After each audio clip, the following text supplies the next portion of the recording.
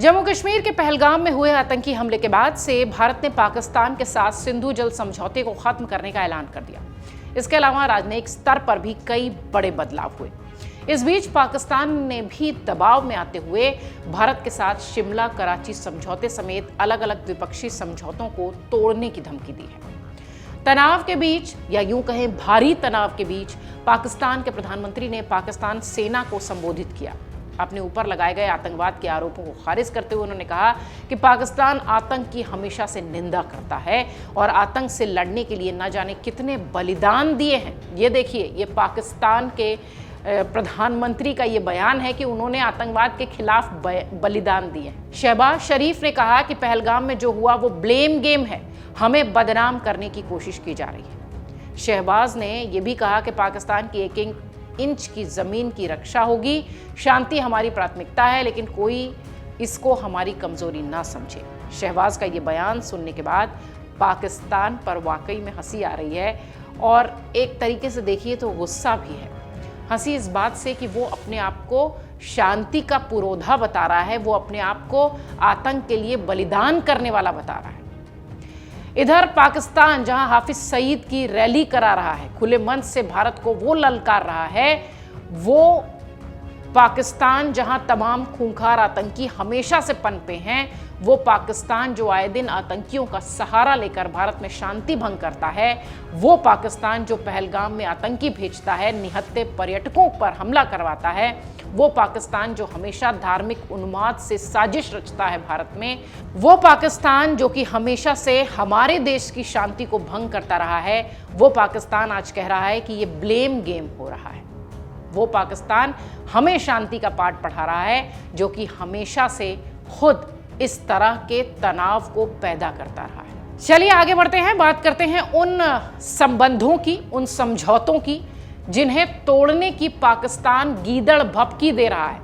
गीदड़ भभकी हम इसलिए कह रहे हैं क्योंकि पाकिस्तान की तरफ से यह कहा जा रहा है कि अगर आप इस तरीके की बातें करेंगे तो हम पीछे नहीं रहेंगे, हम चुप नहीं बैठेंगे।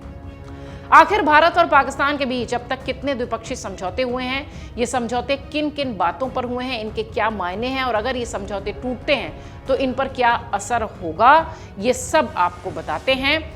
सबसे पहला समझौता जो भारत और पाकिस्तान के बीच हुआ था वो था नेहरू लियाकत समझौता, अप्रैल 1950 में। भारत और पाकिस्तान की सरकारें अपने अल्पसंख्यकों के हितों की रक्षा करेंगी। दोनों देश अल्पसंख्यकों के अधिकारों की रक्षा के लिए एक दूसरे के प्रति जवाबदेह होंगे। दोनों आवाजाही की स्वतंत्रता, रोजगार में गैर भेदभाव और अल्पसंख्यक आयोग बनाकर इसकी समय समय पर समीक्षा करेंगे। इस समझौते को बंटवारे के बाद भारत पाकिस्तान में सांप्रदायिक हिंसा के मद्देनजर किया गया था। और क्या ये 1950 का समझौता पाकिस्तान पालन कर रहा है?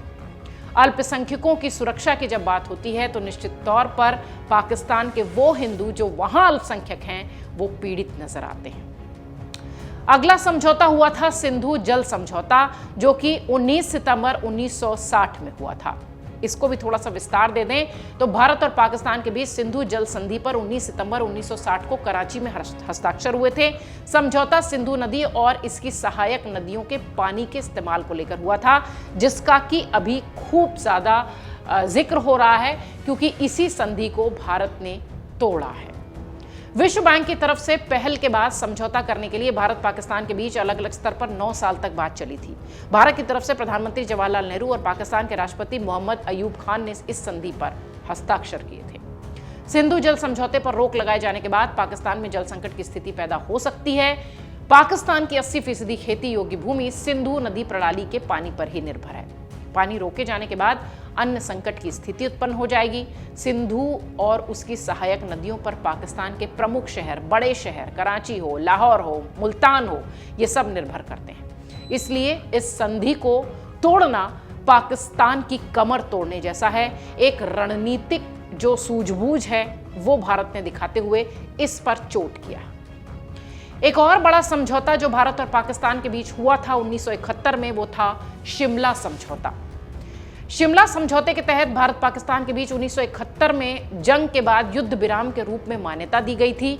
यह तय हुआ था कि इस समझौते के 20 दिनों के अंदर दोनों देशों की सेनाएं अपनी अपनी सीमा में चली जाएंगी। यह भी तय हुआ था कि दोनों देशों की सरकारों के अध्यक्ष भविष्य में मिलते रहेंगे, संबंध सामान्य रखेंगे, दोनों देशों के अधिकारियों से बातचीत करते रहेंगे, दोनों देश सभी विवादों और समस्याओं के शांतिपूर्ण समाधान के लिए सीधी बातचीत करेंगे, तीसरे पक्ष की कोई मध्यस्थता नहीं होगी। इसके साथ ही इस समझौते में यातायात की सुविधाएं स्थापित की जाएंगी ताकि दोनों देशों के लोग आसानी से आ जा सकें। जहां तक संभव हो व्यापार और आर्थिक सहयोग फिर से स्थापित किए जाएंगे। ये भी इस समझौते का हिस्सा था। अगर दोनों देशों के बीच किसी समस्या को अंतिम निपटारा नहीं हो पाता है या वो समस्या खत्म नहीं हो पाती और मामला लंबित रहता है तो दोनों पक्ष में से कोई भी स्थिति में बदलाव करने के लिए एक तरफा कोशिश नहीं करेगा। दोनों पक्ष ऐसे कृत्यों के लिए सहायता, प्रोत्साहन, सहयोग नहीं करेंगे जो शांतिपूर्ण और सौहार्दपूर्ण संबंध बनाए रखने में हानिकारक है। ये सब कुछ इस समझौते के हिस्से थे जो हम अभी आपको बता रहे थे, लेकिन इनमें से एक का भी पालन पाकिस्तान करता हुआ नहीं नजर आता। एक समझौता जिसका जिक्र हम जरूर करेंगे जो कि 1974 सितंबर में हुआ था, वो था धार्मिक स्थलों के दौरे को लेकर। आपको बता दें, भारत और पाकिस्तान में मौजूदा अलग अलग धर्म स्थलों में पर्यटकों को आवाजाही की सहूलियत देने का समझौता भी हो चुका है। पाकिस्तान की 15 जगहें और भारत की 5 जगहें 2018 तक इस समझौते के अंतर्गत रही थी। इनमें भारत से अजमेर शरीफ दरगाह, निजामुद्दीन दरगाह, अमीर खुसरो का मकबरा सबसे ज्यादा पर्यटन वाला स्थल है और पाकिस्तान में शादानी दरबार, ननकाना साहिब गुरुद्वारा, पंज साहिब गुरुद्वारा ये सब शामिल है जो कि धार्मिक पर्यटन स्थल है। इसके तहत हर साल धार्मिक त्योहारों के दौरान 3000 सिख तीर्थयात्री को पाकिस्तान जाने की इजाजत मिलती है। ये वाला समझौता भी पाकिस्तान से हो चुका है। इसके अतिरिक्त परमाणु केंद्रों प्रतिष्ठानों की जानकारी का भी समझौता 1988 में पाकिस्तान के साथ हुआ था और इस समझौते के तहत भारत और पाकिस्तान को एक दूसरे के परमाणु केंद्रों और परमाणु ऊर्जा रिसर्च आदि प्रतिष्ठानों की जानकारी साझा करनी रही है। हर साल 1 जनवरी को दोनों देश लगातार इससे जुड़ी लिस्ट शेयर करते हैं ताकि परमाणु मामलों की किसी अप्रिय घटना से बचा जा सके। इस संधि के तहत दोनों देश एक दूसरे के परमाणु प्रतिष्ठानों और केंद्रों पर तबाही या नुकसान में प्रत्यक्ष या अप्रत्यक्ष रूप से शामिल नहीं होंगे। दोनों देशों के बीच ये समझौता 27 जनवरी 1991 से प्रभावी हुआ था। 92 में भारत पाकिस्तान अपने अपने परमाणु प्रतिष्ठानों की लिस्ट बिना किसी देरी के साझा करते हुए नजर आए। 1991 में एक और समझौता हुआ था पाकिस्तान के साथ जो था हवाई सीमा के उल्लंघन से जुड़ा हुआ। आपको बता दें, भारत और पाकिस्तान के बीच यह समझौता नई दिल्ली में हुआ। इसका लक्ष्य पड़ोसी देशों के बीच गलती और अनैच्छिक तरीके से हवाई सीमा के उल्लंघन की घटनाओं को कम करना था। इसके तहत सैन्य एयरक्राफ्ट्स के दोनों देशों की सीमा के 10,000 किलोमीटर के दायरे में उड़ान भरने पर मनाही थी। भारत पाकिस्तान के एयरक्राफ्ट एक दूसरे की जल सीमा में भी बिना इजाजत उड़ान नहीं भर सकते। हालांकि इस समझौते का दोनों देशों के बीच सबसे ज्यादा उल्लंघन हुआ है, खासतौर से पाकिस्तान की तरफ से। पहलगाम में आतंकी हमले के बाद पाकिस्तान ने भारत की नागरिक उड़ानों के लिए अपनी हवाई सीमाएं बंद कर ली हैं। एक वो रिएक्शन दिखा रहा है जब भारत ने रणनीतिक रूप से सिंधु जल संधि बंद की, अटारी बॉर्डर बंद किया, सारे वीजाज कैंसिल किए। उसके बाद उसने रिएक्शन में ये किया। 1999 के भी उस समझौते का जिक्र कर लेते हैं जो कि लाहौर डिक्लेरेशन से जुड़ा हुआ था। भारत के प्रधानमंत्री अटल बिहारी वाजपेयी के पाकिस्तान दौरे के वक्त उनके और उनके समकक्ष नवाज शरीफ के बीच ये समझौता हुआ था। उस वक्त के प्रधानमंत्री जो थे, इसके तहत दोनों देश शांति और सुरक्षा का अपना राष्ट्रीय हित करार देंगे। इसके अलावा जम्मू कश्मीर समेत सभी अनसुलझे मसलों के हल के लिए दोनों देश अपनी कोशिशों को बातचीत के जरिए सुलझाएंगे। दोनों देशों ने एक दूसरे को बैलिस्टिक मिसाइल परीक्षण की अग्रिम जानकारी देने पर भी हामी भरी थी। पाकिस्तान की तरफ से करगिल में किए गए कायराना हमले के बाद यह समझौता लंबे समय तक लंबित रहा। 2004 में दोनों देशों ने विशेषज्ञ समूह बनाकर इस प्रक्रिया को आगे बढ़ाया था, लेकिन आप समझिए कि कारगिल पर भी हमें पाकिस्तान ने इस समझौते को तोड़ते हुए धोखा दिया था। एक और समझौता 2005 में हुआ भारत और पाकिस्तान के बीच, वो था बैलिस्टिक मिसाइल के परीक्षण को लेकर समझौता। भारत पाकिस्तान के बीच यह समझौता अक्टूबर 2005 में हुआ था। इसके तहत दोनों देशों को किसी बैलिस्टिक मिसाइल के परीक्षण से कम 3 दिन पहले ऐसे टेस्ट की जानकारी देनी होगी, फिर चाहे वो जमीन पे लॉन्च करें या फिर समुद्री क्षेत्र से। इसके तहत दोनों देश एक दूसरे की सीमा से 40 किलोमीटर दूर पर लॉन्च साइट नहीं बना सकते।